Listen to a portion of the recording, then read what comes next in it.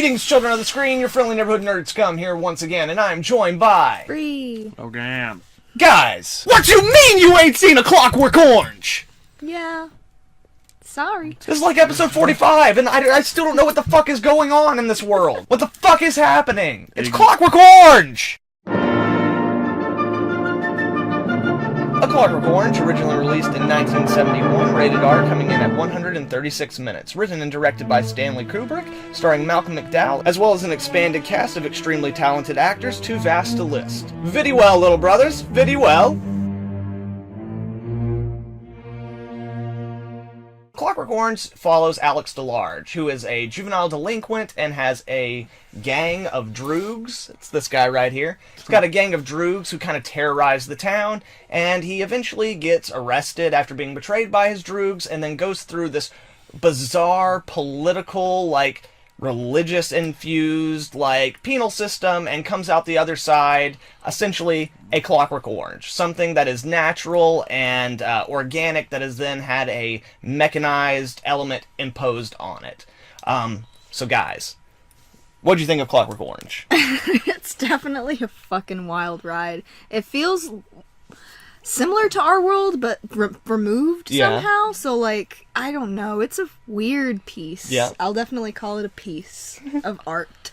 Yeah, it's a trip as far as, emotions go. Because you Yeah. effing hate this bastard. Uh-huh. But then you sympathize, but then you're like, no, Yeah. fuck this guy. Yeah. Yeah. A lot.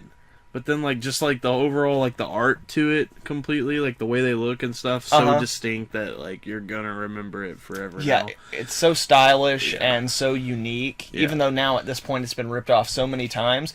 Even having been ripped off as much as it has, you still watch it and there's something completely unique and different about it. Yeah. What I usually tell people when they're when I'm describing the film is I say, it's a lot. Yeah. It's a lot, and that's definitely the intent of the film, which we'll get into a little bit more whenever we start talking about our favorite things and stuff like that.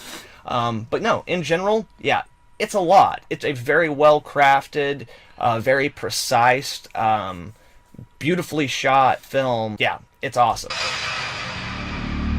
There was me, that is Alex, and my three droogs, that is Pete, Georgie, and Dim.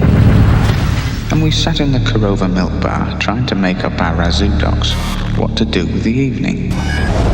The Korova milk bar sold Milk Plus, which is what we were drinking. This would sharpen you up and make you ready for a bit of the old ultra-violence.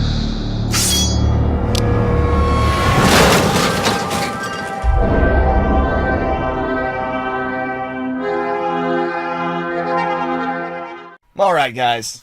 So, favorite thing out of Stanley Kubrick's Clockwork Orange. Mine was this specific scene where Alex is in the bathtub and he starts singing in the Rain again. Yeah. Oh, And, God. the guy in the wheelchair has, a mental fucking break Yeah. at the fact that he's, harboring the guy who tried to kill him and killed his Right. wife.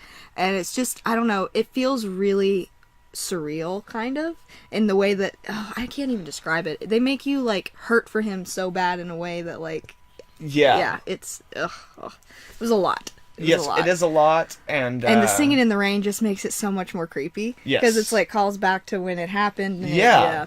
It was a lot. And again, that kind of plays again on, just all the intricacies of what Stanley Kubrick works into the film, that by the time you get to that scene, it's the emotions of, 5 different things all coming together in one moment. Because at first you're like, you've seen this. Yeah, it's Then the guy answers the door, or it cuts to him in the house. Yeah. And you're like, oh, shit. Right. And then he lets him in and doesn't recognize him, and you're like, Oh, shit. Yeah. Yeah. And that ties right into what I said, or I was going to say, is the writing. He straight up makes you feel the whole way through. I honestly, this movie is a lot, but I had no quarrel with anything in the film.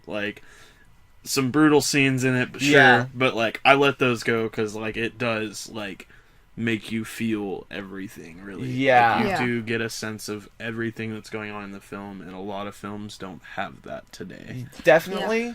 And again, that scene you point out is a great example, especially for one other big reason. If you had never seen the movie and you watch that scene out of context, it does not work. Yeah. Nothing. No. Because the guy having the breakdown, his reaction is so big. Yeah. It looks like he's having a seizure while shitting his pants. Yeah. Yeah. But, like, so yeah, if you watch it out of context, like, it is so over the top and so melodramatic that it doesn't work. Yeah. But in the context of the movie, with everything that you've seen, it's like you were saying about, like, it builds a world in which this can exist, where you can believe that it exists, where, like, it feels enough like our world that you can relate to it and you can put yourself into the emotional situations that are presented to us. Yeah. Even as they walk around dressed like you would never see that. Yeah. But, like, Again, at the time this film came out, like, it's not that far off from, like, the punk rock revolution in England. Yeah, like, I guess I was going to so. say, You 'cause it's know? like Britain-esque, kind of, is where it's set. It's very, Fair enough. it's very inherently British. Like, the novel it's based on is by a British author. Yeah. And they all obviously shot the film in Britain and stuff. So, like, yeah, it's a very definitively British film. And it's the film that Steven Spielberg called the first ever true punk rock film. Which, Yeah, okay. Yeah. I'll give it that. yeah, absolutely. And again, going to like what you were kind of speaking to what y'all were talking about, both in the writing and in the cinematography, which I guess since we're just running through this, my favorite thing about the movie is probably the cinematography for the movie. And that, along with the writing, do this great job of putting you in Alex's world. For sure. Like, he's an unreliable narrator. And we know it from the beginning. Right. But we're always seeing the world from his point of view. A good, like, visually, the way this works is Kubrick uses a lot of very wide lenses. And wide lenses, whatever's in the center of it is in focus, but then as you get to the edges of the frame, it starts to distort and give you, like, a curved feel. So it gives you this sense that Alex is the center of the universe in any given shot, and the world around him, there's like this bubble of his perception that you're living in, and everything outside of it is slightly askew and out of focus. It keeps you in his world all the time. And even when we break that for a few subtle moments, eventually his world comes flooding back in to the point where, like, when we're in the prison for a little bit, we get the institutionalized feel. But as Alex becomes more comfortable, we see the shots start to go back to kind of the shot where he's walking through the record store, where even though he's a prisoner, he has an element of power within his own perceived reality. Right, yeah. And yeah, like you're saying, like, the world of the movie is very clearly not our world. Yeah. And I love the fact that, like, it's so well made, and they don't draw so much attention to it, that, like, it's very clearly a science fiction movie. Like, it takes place sometime in the near future from when the movie shot. Yeah. You know, or now, or at any point in time, really. Sure, but it's, But yeah, and it's very interesting that, like, that's clearly a thing that's gone on. Like, when you look at the city, it's in ruin, or, like, you know, everything is, like, vandalized and all screwed up. Yeah. But they don't really focus on that, because it's all about Alex, and to him, that's just the world. Yeah. So yeah. It's another day. Yeah. So the movie does a brilliant job of, like, taking all the different little elements of it, like, from the cinematography, which I absolutely love, from the writing, like you were saying, and then, like, the way that it builds the emotions, like in that scene. Like, Clockwork Orange creates a world like nothing else, like no other movie. Yeah. No matter how much people try to recreate it, or mimic it, or homage it. Yeah, or argue with it. It's Or- like, yeah. you can't, you just, they put you in this world, and there's nothing, you don't question it or anything. No, it's not. just where it is, where we are now. Yeah. Like, it's really weird. Yeah, and only a director like Stanley Kubrick can pull something like that off. Very similar to the way he does in The Shining, you know? Like, yeah, it takes a lot of methodical planning and insight into your character and to your narrative and to your story, and how that's going to be presented in the final form to actually get all those things to play in that way. Yeah. And very few directors are, like, can pull it together the way this movie does. Especially in a way where, like, you can watch the movie and not notice any of that stuff. And it just plays as the movie it is. Yeah. But then when you actually start dissecting it, there are so many layers of what's going on, and it goes so deep that it's just insanity. Yeah. I've seen this movie 1,000 times, and every time I watch it, even though it's not me seeing something new, every time I watch it, I do see things in a new way, or I find something new to appreciate about it, or notice, like, a little instance of sound design that really enhances a moment that, like, I'd never noticed that specific moment before. Yeah. It's a lot. It is. It's The movie's a lot. It is a lot. It had been a wonderful evening, and what I needed now to give it the perfect ending was a bit of the old Ludwig van.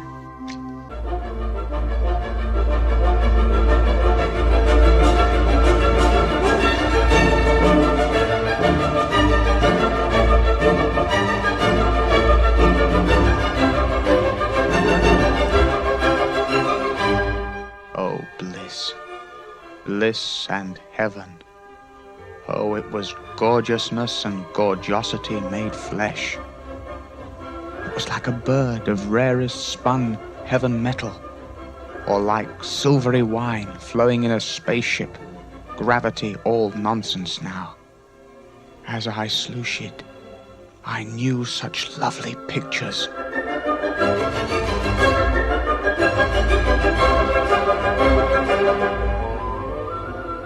Let's just for a second talk about like one of the most key elements of this movie, something that without which this movie would not work, and that is Malcolm McDowell as Alex DeLarge. Yeah. Everything about Alex ripples out into the movie because it's a character piece. Like, everything in the movie is a metaphor or like set up to teach us something about Alex. Yeah.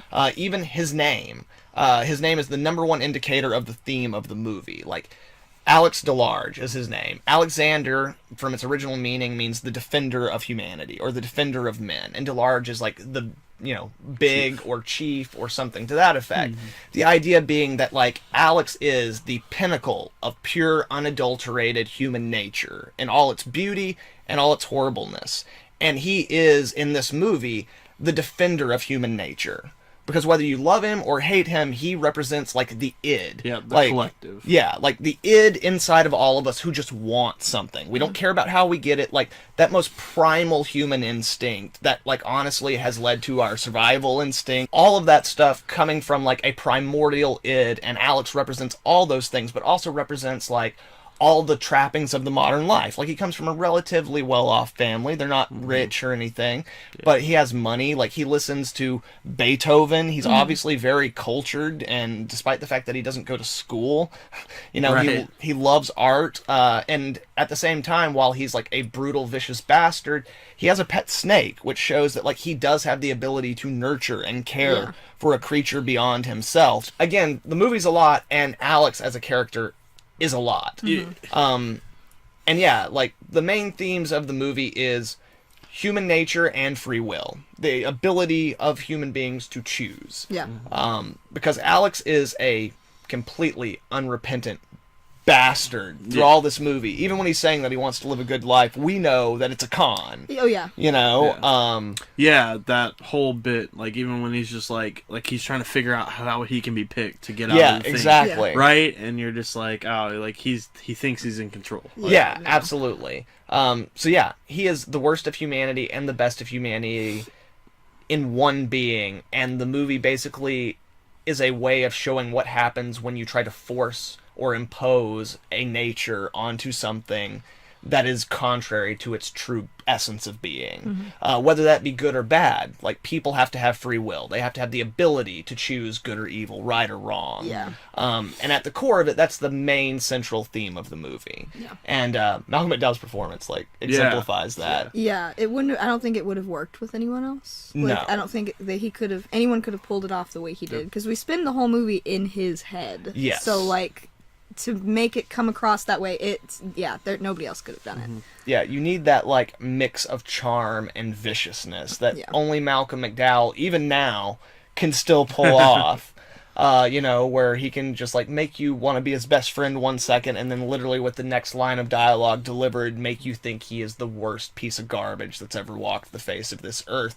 And both of them can be true without canceling one another out. Yeah, it's very confusing. Yeah, and again, that's why he is just like this perfect storm of humanity in all its purest essences. What were some of your favorite Alex moments throughout the movie?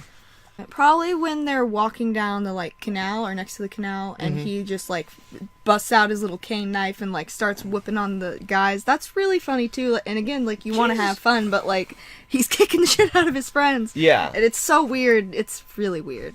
And that scene works really well, because it is another one where it's a scene where they set it up in a way where you feel the power that Alex is feeling in that moment, where he knows he's superior to these guys, and all he has to do is put them in their place. Yeah. You see it in his face. Yeah, and the shots are perfectly lined up. Like, it's almost like, I don't know if you've ever seen the original Magnificent Seven.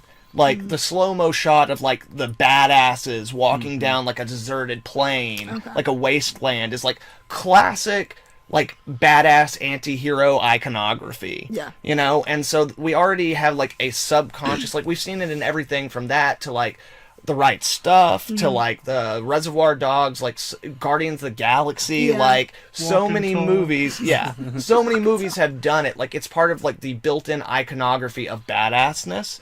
So then whenever you add that with Malcolm McDowell's, like, charming and playful narration with the music going, and then, like, then they tie it in that music is actually something he's hearing from a window. So it gives you a sense of the reality of that moment.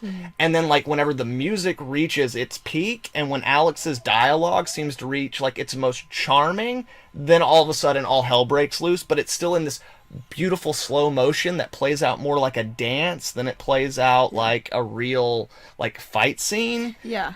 So yeah, you get trapped in, like, the emotion that the movie's built up to in that moment, and it's not even really until, like, the next scene where you start to come down from it, where you're like, that was actually kind of rough. Yeah. The fuck just happened, man? Right? Yeah. And as for you, sir? Yeah, it's really cringy, but when he's in the chair in the prison. When they start doing the reform of him, when he's in the hospital against violence and whatnot, and they have his thing, and, like, they play the shit, and he's like, "Oh God, no!" He's like, "I'm fine, sir." Yeah, I'm cured. Yeah. Oh man, like, it's pretty great because, like, at first you're like, "Nah, fuck you, man. You ain't cured. Like, get on with your shit." But then, like. Like, in that same set of scenes, like, they're playing Beethoven, and that's the part that's driving him crazy. Yeah. Like, it's not so much the violence, it's probably part of it, but the Beethoven, like, is what really bugged him. Well, and, like, the stuff's starting to work, so, like, he is already becoming conditioned against violence and sexuality, and then they add, like, Beethoven on top of it. Right. I guess, which is, like, the final nail in the coffin. Yeah, which is really just, like, if you notice, he actually mentions that the first few videos have very good, like, Hollywood sound, so literally it was, like, as they got through the whole thing, they were just like, just fuck it, just put some music on there without even thinking about it. Yeah. And then they realized it. Yeah, and it's like, oh well, screw it. It's too late now. Two birds, one stone. But no, that's a great scene, and it works out so well. Like, I'm pretty sure Malcolm McDowell had to have surgery on his eye after that. Yeah, because cut his cornea or something. Because Stanley Kubrick assured him that, because Malcolm McDowell had issues about eyes, and Stanley Kubrick assured him he would only have to be in that contraption for like 10 minutes to get like the 3 shots they needed. And then Kubrick commenced to do like 50 takes of everything, and like he was in there, I can't even remember, it's like 3 or 6 hours or some ridiculous shit like that. And like Kubrick's known for that stuff, where like he'll do so many takes to just break an actor down so that they're just acting insane and over the top. Like, that's how The Shining was made. He just made Shelley Duvall, every scene where Shelley Duvall is like screaming and running, he made her do it like 60 times, and then would use like take 50, you know, just to get her like as amped up as possible. And like that's definitely what he was doing on freaking poor Malcolm McDowell in that scene. Yeah, so fucked up. Like, any actor who's worked with Stanley Kubrick, feel a little bit of sympathy for him, because those motherfuckers suffered. Like, they're in an amazing movie, and like art isn't safe, but goddamn, Stanley Kubrick. Yeah. And as for me, I don't know if I can pick one, so we're going to go through a couple real fast. Number one, we were kind of talking about it a second ago. Yeah.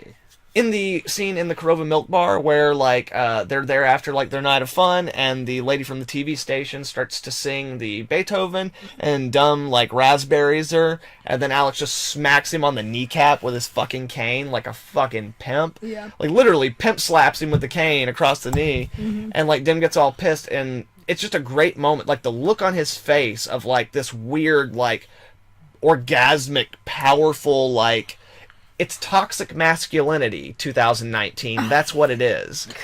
But in that moment, it is a perfect, like, encapsulation of Alex's character. Both, like, a creature of elegance and sophistication and refinement, as well as a brutal, vicious miscreant who has no problem, like, making a public display of his friend who's a dumbass.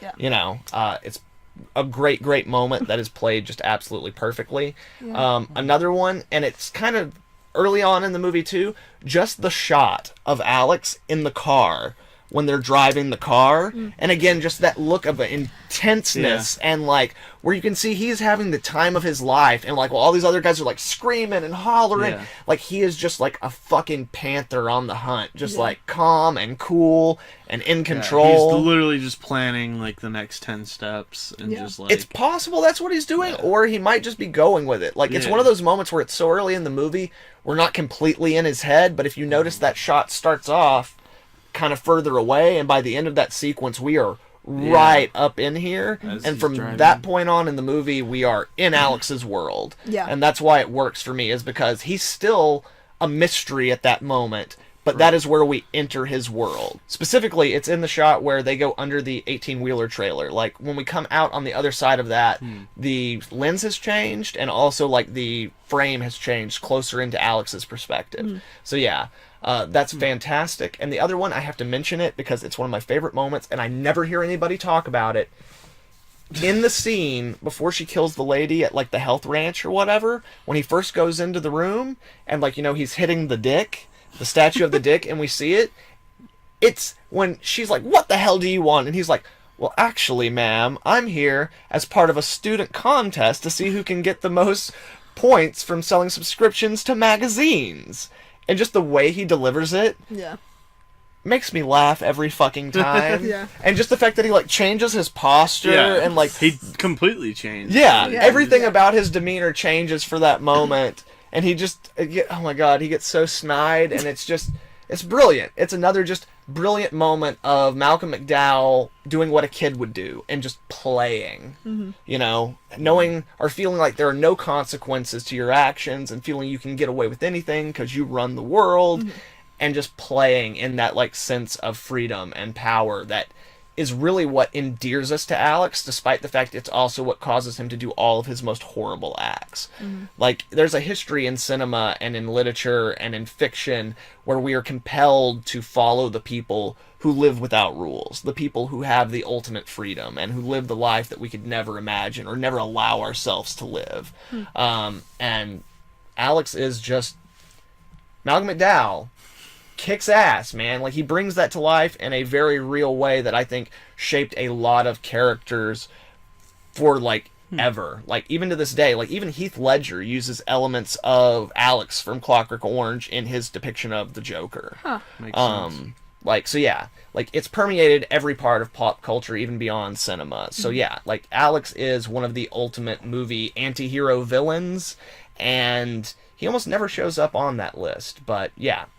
This movie's awesome, and Alex is one of the main things that makes it work. So, Malcolm McDowell, rock on, you bad pimp motherfucker. As we walked along the flat block marina, I was calm on the outside, but thinking all the time. So now it was to be Georgie the General, saying what we should do and what not to do, and Dim as his mindless, grinning bulldog. But suddenly I vidded that thinking was for the gloopy ones, and that the omni ones used like inspiration and what bogs ends. For now it was lovely music that came to my aid. I vidded right at once what to do.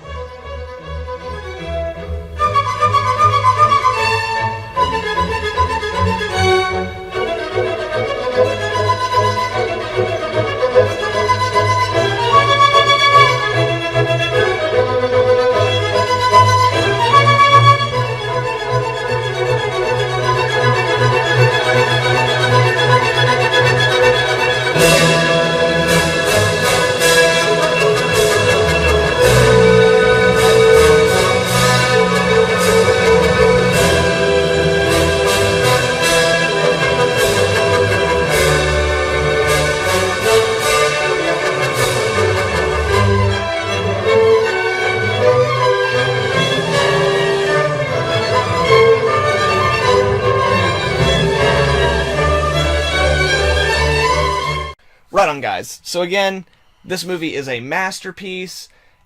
I'm sure it's hard to pick out something that's bad in the movie, but is there anything in the movie that didn't work for you, or anything that like pushed you a little bit too far? Because this movie can do that to some people. I can understand that. Mine would be just the thing that made me the most unsettled was when they break in and he singing in the rain and break everything. The scene with the writer and his wife. Yeah. It's the most unsettling in the movie, I feel. It is, which is also saying something because, again, we don't actually see the rape itself. Yeah, you don't even need to. Like, no. You know exactly what's going on there, but they don't need to show you. It's horrific enough the way that they put it. It was crazy. They don't show it in a way that, like, most movies would, where it's tantalizing, and in fact, like, the movie does everything it can, and that's the scene that makes most people either they nope out, or they're there for the whole thing. Yeah.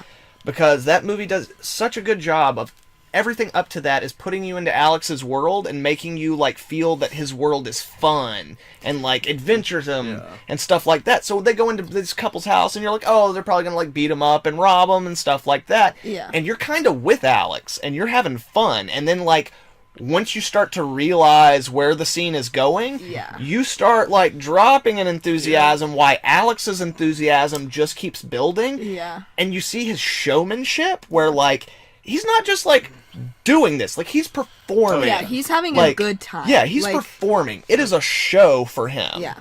And like and for the writer that's sitting on the ground watching. Exactly. Well, that's who he's performing for. You know? And that's the thing, is like that's how messed up it is that he even turns this act of violence into like an avant-garde, like theatrical performance. Yeah. And that's really what it's about. It's not about the sex, it's about like the power and like the pageantry of it all. And that's really what is so disturbing about it, is not even so much, like, obviously the nature of what's happening, but the fact that when they went in that room, when they went in that door, we were with them. Yeah. We were with them, and that makes us culpable, and that's what makes that scene so hard to watch. Yeah, it is. It's hard.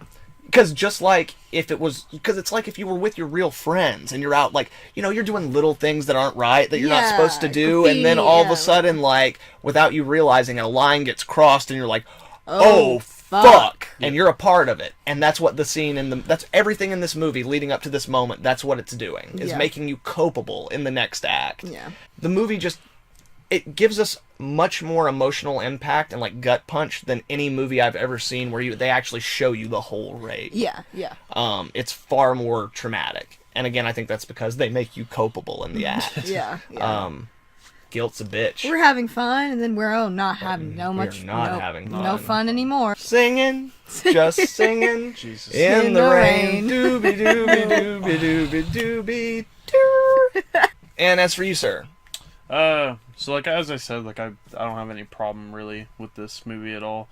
It was really good. But like, man, is he the doctor or yes, that guy. I can't remember his name. He's at the beginning. He comes. His mom lets him in.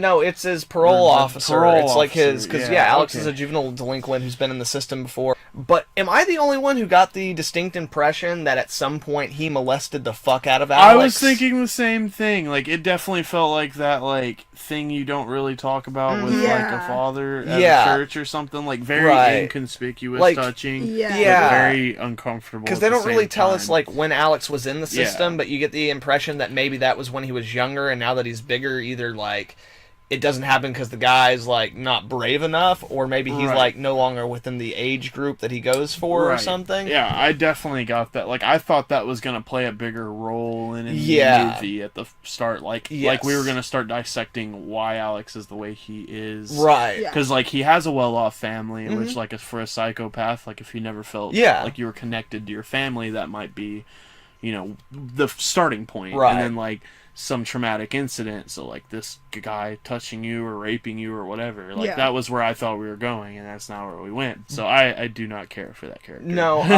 but similarly, like to most of the things in the movie, he does perform a very important function in the movie, because he appears right after we've seen how horrible Alex is, you know, and then we've seen, like, we now understand Alex as a character on a base level, and only other characters outside of Crooks and his victims that we've dealt with are his parents, who he's very dismissive of, and they're very meek and kind of, like, quiet. Yeah. This is where we start introducing outside elements of the world that allow us to empathize with Alex. Because that guy, we don't know nothing about him. Even though we know how horrible Alex is, just how scummy he is and how uneasy he makes us feel. Them two in the room together. Yeah, like how uncomfortable it is, it makes us a little bit more endeared to Alex. Yeah. And that's just one of the first steps of showing us how everyone in the world around Alex, while they may not be rapists and murderers, are equally shitty. That guy is our first, like, intro into that idea, which then is also like followed up by the idea that all of his droogs are kind of like mutinous against him.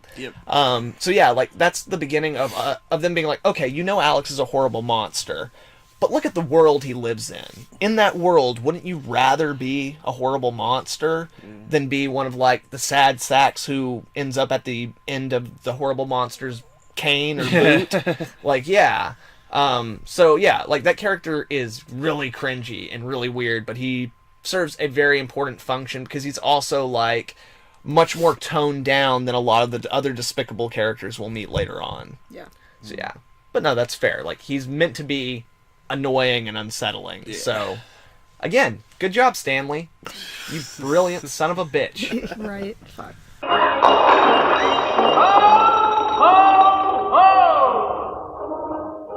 Well, if it isn't me boying poison.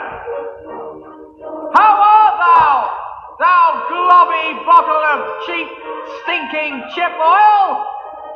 Come and get one in the yarbles, if you have any yarbles, you eunuch jelly thou.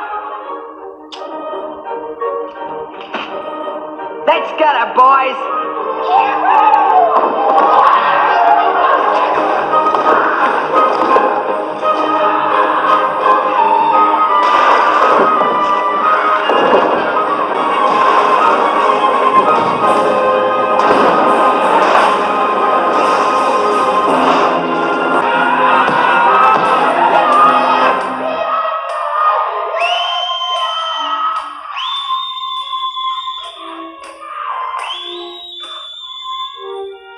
The police!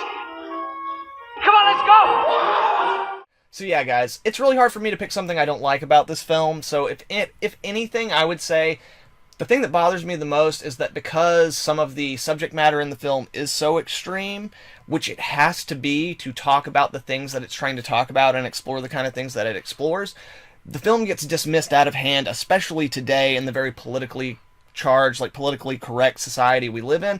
The film gets dismissed out of hand. So really, like, that's the only thing about the movie that bothers me, is that the story it's telling and, like, the message it's trying to convey, like, thematically, is, like, such a great science fiction exploration of the human condition that I feel that, like, all those extremes are necessary to actually, like, explore, like, raw, unadulterated, like, ferocious, like, vicious humanity. And the fact that, like, we have the ability to choose to be that or not. So it definitely bothers me that, like, because of, like, the social political norms of the time, like, that conversation can't even be had about this movie. The moment you bring up the movie, then you're endorsing rape. And that's all there is to it. Right. So, like, I can't wear this t-shirt out in public anymore. So that's, I guess, like, like, my least favorite thing about the movie is, like, we live now in a world where this movie, it's almost not allowed to exist anymore. But it always will. And it is a masterpiece. Like, it is phenomenal from first frame to last. There's nothing in the movie, even, like, though we talked about some stuff that maybe, like, bothered us or doesn't work, like, that's all built in as part of the experience. So even when the negative things you have to say about the movie are intended as part of the overall, like, mission, like, that's a masterpiece, goddammit, and that's what this movie is. So, like, I highly, highly recommend it. I do give, like, the warning that it gets a bit extreme, but not extreme in the way that modern-day movies who handle, like, similar subject matter with different thematic, like, reasons behind it do. So, yeah, know that going in. Watch this fucking movie. Guys? Yep. Yeah, I'll agree. You should watch it. It's pretty good. Yeah. Viddy well, little brothers. Viddy well. Viddy well. Bitch. The Durango 95 purred away real horror show.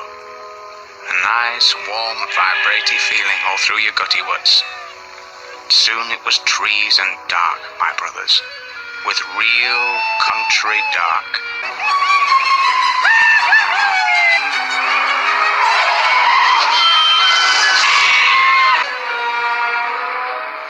We fiddled around for a while with other travelers of the night. playing Hogs of the Road. Then we headed west. What we were after now was the old surprise visit. That was a real kick, and good for laughs and lashings of the old ultra-violent. Right on, children of the screen, thank you very much for joining us for another edition of What You Mean You Ain't Seen, Clockwork Orange. Good night, guys. Later. Right on, guys, and if you like this video, then, hit the like and all that other bullshit. Like, share, subscribe. You know what to fucking do at this point, guys. Come on. By the way, this show's starting to wrap up. We've only got about 5 episodes left, so I'm going to leave the link to the playlist for What You Mean You Ain't Seen down in the description below, so you guys can catch up on it and get ready for our 50th and final episode, where we will be covering Cannibal Holocaust. So once again, guys, thank you very much for joining us. Hope you all have a good one. Nerd Scum, motherfucking out. Singing in the rain, Just singing in the rain. Those glorious feeling. I'm happy again. I'm ready again. Singing in the rape. I'm singing in the rape.